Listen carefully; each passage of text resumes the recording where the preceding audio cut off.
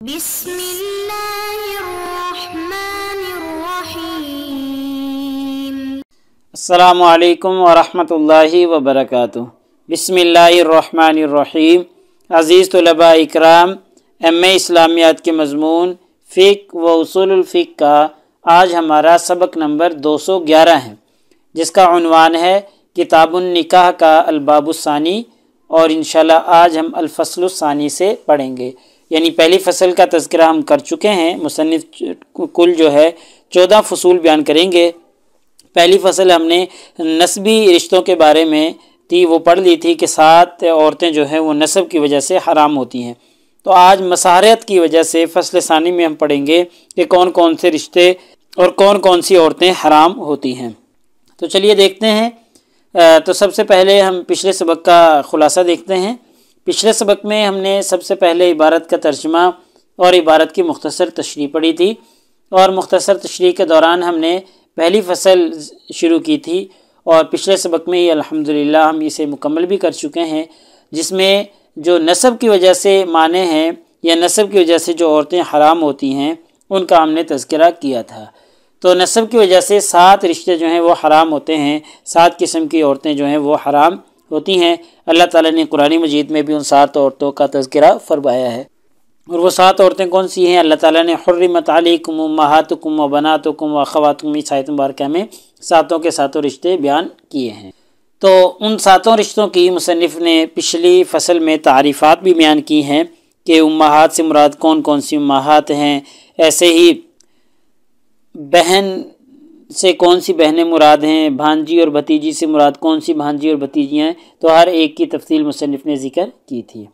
اور پھر آخر میں مصنف نے دلیل کے طور پر ایک آیت مبارکہ بھی پیش کی تھی کہ یہ 7 ہی رشتے حرام ہیں نسب کی وجہ سے، تو ان 7 کے بارے میں دلیل قرآن مجید سے حرمت علیکم امہاتکم والی آیت مبارکہ مصنف نے پیش کی تھی۔ تو چونکہ اس مسئلے میں فقہا کا اتفاق تھا، فقہا کا اجماع تھا، اس لیے اختلاف موجود نہیں تھا، نہ اختلاف کی وجہ یا سبب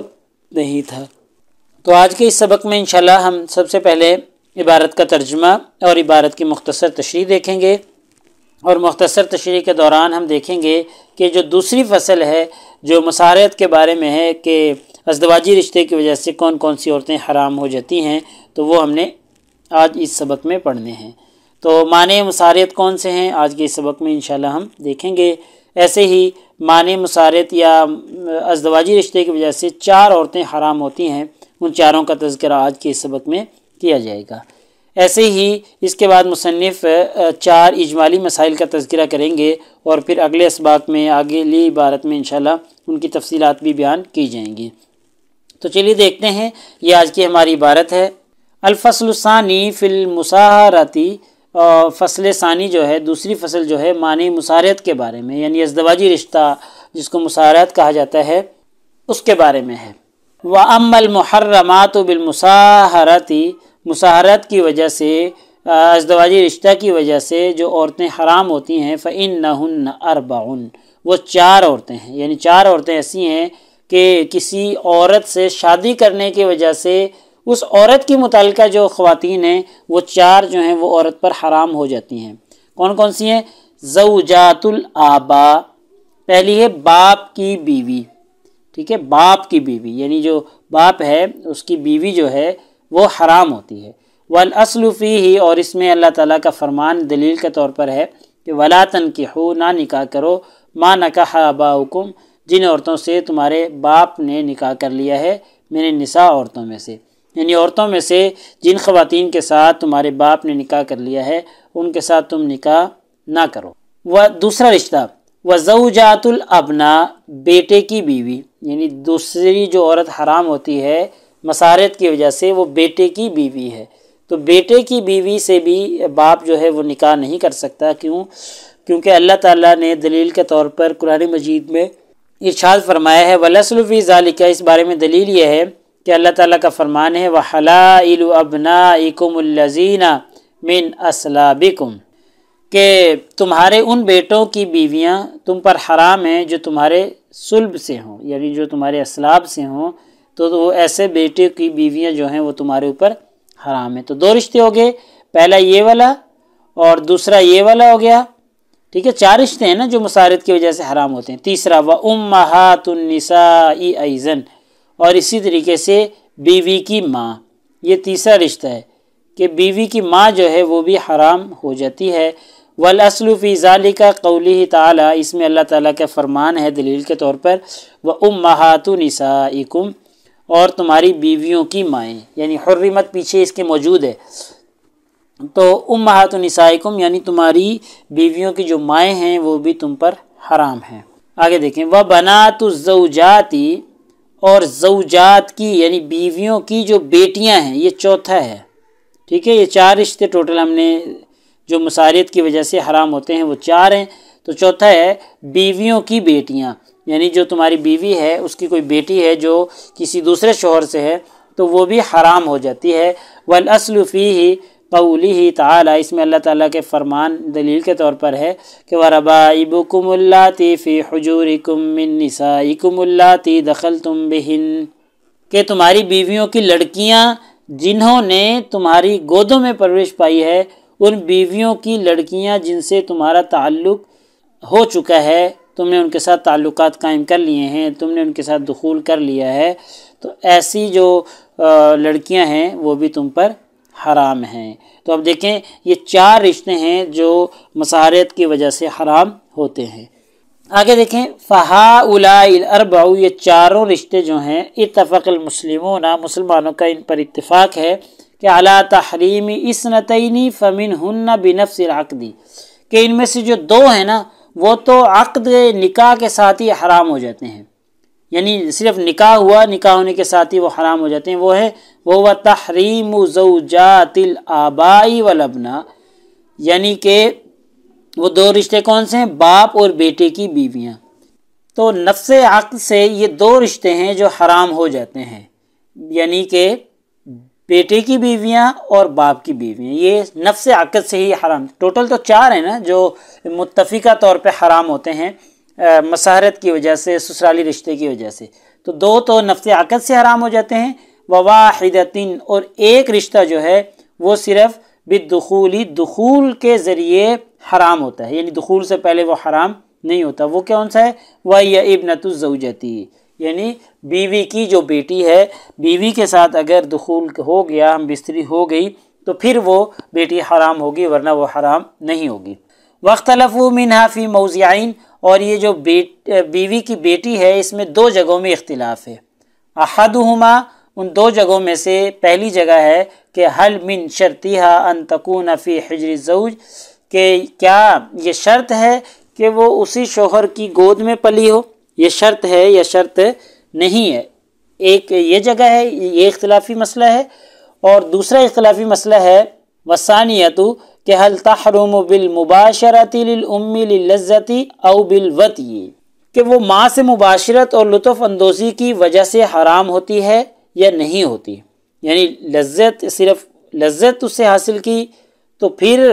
وہ بیٹی حرام ہوگی، یا اس سے وطی کی پھر حرام ہوگی، یعنی وطی کرنا لازمی ہے یا صرف مباشرت، لذت حاصل کرنا، اس سے بوس و کنار کرنا، صرف اس سے حرام ہو جائے گی۔ تو یہ 2 اختلافی صورتیں ہیں، تو یہ 2 اختلافی ہیں صرف، باقی ٹھیک ہے کہ وہ جو بیوی کی بیٹی ہوتی ہے وہ دخول کے ذریعے حرام ہو جاتی ہے۔ وَأَمَّا أُمُّ الزَّوْجَةِ، اور چوتھا رشتہ جو ہے وہ بیوی کی جو ماں ہے وہ ہے۔ فَإِنَّهُمْ اخْتَلَفُوا، اس میں اختلاف ہے فقہا کا کہ حل تحرم بالوطی، کہ بیوی کے ساتھ ہم بستری کرنے سے، وطی کرنے سے حرام ہوتی ہے، او بالعقد علی البنت فقط، یا صرف اس کی بیٹی سے نکاح کر لینے سے ہی حرام ہو جاتی ہے۔ میں پھر عرض کر دوں کہ 2 رشتے، 4 ہیں نا ٹوٹل جو رشتے حرام ہوتے ہیں سسرالی رشتہ داری کی وجہ سے، تو 2 تو نفس عقد سے ہی حرام ہو جاتے ہیں، جن میں بیٹے کی اور باپ کی بیویاں، 2 رشتے ہو گئے، اور جو بیوی کی بیٹی ہے اس میں اختلاف ہے 2 جگہوں میں، وہ اختلاف ہم نے دونوں جگہوں کا دیکھ لیا ہے۔ اور رہا بیوی کی جو ماں ہے تو وہ بھی حرام ہوتی ہے، لیکن اس میں اختلاف ہے کہ اس کی بیٹی کے ساتھ ہم بستری کر لیں تب وہ حرام ہوتی ہے بیوی کی ماں، یا صرف نفس عقد سے ہی حرام ہو جاتی ہے۔ تو واختلف ایضاً، اسی طرح سے اختلاف ہے من ھذا الباب، اس مسئلے میں بھی، فی مسئلۃ رابعۃ، تو جو پیچھے گزرا ہے اسی طریقے سے یہاں پر بھی یہ 4 مسائل بنیں گے، چاروں مسائل میں اختلاف ہے، یہ 4 جو مسائل ہیں چاروں کے چاروں میں اختلاف ہوگا۔ وہی هل یوجب الزنا فی هذا التحریم ما یوجبہ النکاح الصحیح، وہ یہ ہے کہ اس حرمت میں کیا زنا سے بھی وہ چیزیں واجب ہو جاتی ہیں جو نکاح صحیح سے ہوتی ہیں، کہ وہ یہ ہے جو اختلاف ہے کہ کیا زنا سے بھی وہ چیزیں واجب ہو جاتی ہیں، وہ چیزیں حرام ہو جاتی ہیں، ما یوجب النکاح صحیح، جو نکاح صحیح سے حرام ہو جاتی ہیں، اب نکاح بشبہۃ، یا نکاح بشبہ کی وجہ سے حرام ہو جائیں گی۔ یعنی جیسے صحیح نکاح کے ذریعے چاروں رشتے حرام ہو رہے ہیں، تو کیا زنا کی صورت میں بھی یہ چاروں رشتے اسی طریقے سے حرام ہوں گے یا حرام نہیں ہوں گے؟ فَهُنَا 4 مسائل، تو یہاں پر 4 مسائل ہو گئے، یعنی اس طریقے سے یہ کل کتنے مسائل ہو گئے؟ 4 مسائل ہو گئے ہیں۔ تو بہرحال یہ 4 رشتے ہیں جو سسرالی رشتے کی وجہ سے حرام ہو جاتے ہیں، اور یہ 4 عورتیں ہیں، 2 تو نفس عقد سے ہی حرام ہو جاتی ہیں، باقی 2 میں اختلاف ہے، تو اس طریقے سے یہ 4 مسائل بنتے ہیں۔ تو لہٰذا ہمارے آج کے اس سبق کا خلاصہ یہ نکلا کہ آج کے اس سبق میں ہم نے سب سے پہلے عبارت کا ترجمہ اور عبارت کی مختصر تشریح دیکھی ہے، اور مختصر تشریح کے دوران ہم نے دوسری فصل شروع کی ہے جو کہ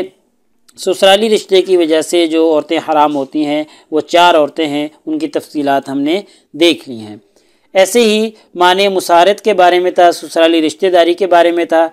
تو یہ سسرالی رشتے کی وجہ سے 4 عورتیں حرام ہو جاتی ہیں، اور 4 عورتوں کا حرام ہونا کس طریقے سے ہے یہ ساری صورتیں ہم نے دیکھ لی ہیں، اور 4 جو اجمالی مسائل ہیں ان کا تذکرہ ہم کر چکے ہیں۔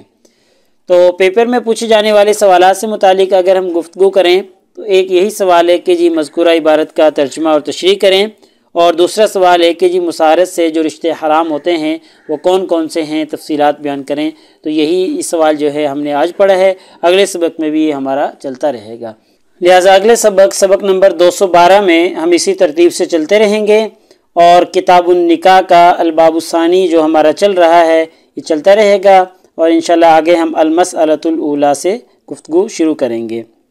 جزاکم اللہ خیر، السلام علیکم ورحمۃ اللہ وبرکاتہ۔ اللہ پاک آپ سب لوگوں کا حامی و ناصر ہو۔ اگلے سبق تک اجازت چاہتا ہوں۔ اللہ تعالیٰ آپ سب لوگوں کو کامیابیاں اور نصیب فرمائے۔